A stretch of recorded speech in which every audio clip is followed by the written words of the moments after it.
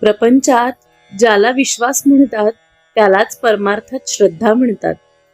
उणीव हेच प्रपंचाचे रूप असल्यामुळे तो पूर्ण झाला असे कधीच होणार नाही. समाधान हा मात्र पूर्णत्वाचा स्वभाव आहे. निर्हेतुक कर्म करण्याने खरी सात्विकता उत्पन्न होईल आणि पुढे पूर्णाहुती दिली जाईल. अशा प्रकारे सर्वस्व अर्पण करणे याचेच नाव यज्ञ होय. त्याग आणि भगवंताचे स्मरण हा यज्ञाचा खरा अर्थ होय. परमार्थ साधला की बुवाचा देह पुष्ट होतो. तो काय दुधाचा रतीब लावतो? छे, भगवंताच्या आनंदाने त्याचा देह भरलेला असतो. परंतु साधकावस्थेमध्ये त्याचा देह कष्टामध्येच ठेवलेला असतो.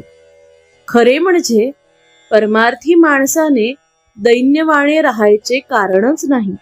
पैसा असेल तर त्याने रोज श्रीखंडपुरी खावी, पण उद्या जर उपवास पडला तर मात्र आजच्या पक्वान्नाची आठवण होता कामा नये. सर्वात गृहस्थाश्रम श्रेष्ठ सांगितला आहे.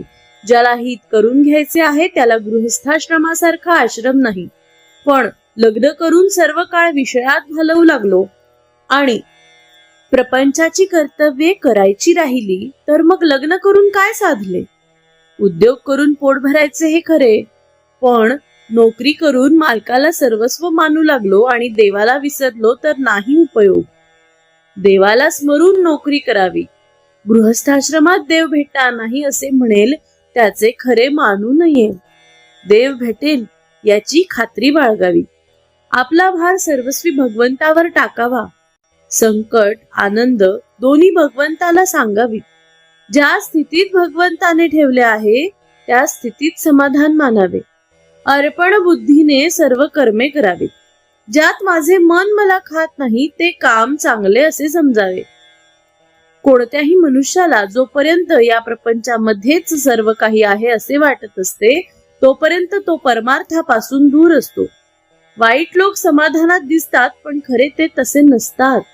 वाईट कृत्ये करणाराला कधी ना कधीतरी पश्चाताप झाला वाचून राहत नाही.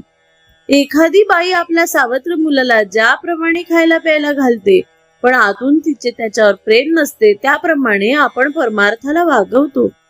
खरे म्हणजे आपले इथेच चुकते. आपला ओढा जो विषयाकडे आहे तो भगवंताकडे लावला की परमार्थ साधला. ज्याने विषयातले सुख भगवंताकडे लावले म्हणजे भगवंताच्या स्मरणात ज्याला सुखा समाधानाचा लाभ झाला त्याचे जन्माला येऊन खरे कल्याण झाले. प्रपंचात जी आपली चिकाटी आहे तिच्या एक